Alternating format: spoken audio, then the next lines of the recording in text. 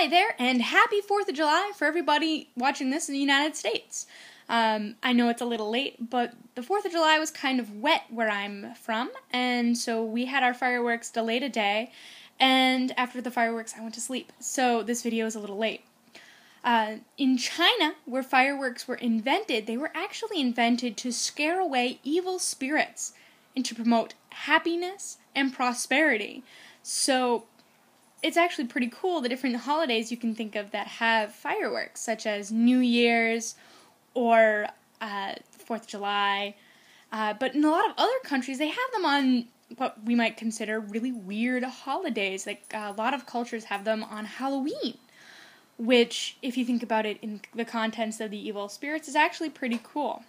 But fireworks are exciting, so I'm going to stop talking and I'm going to show a clip of the fireworks from last night. See you around.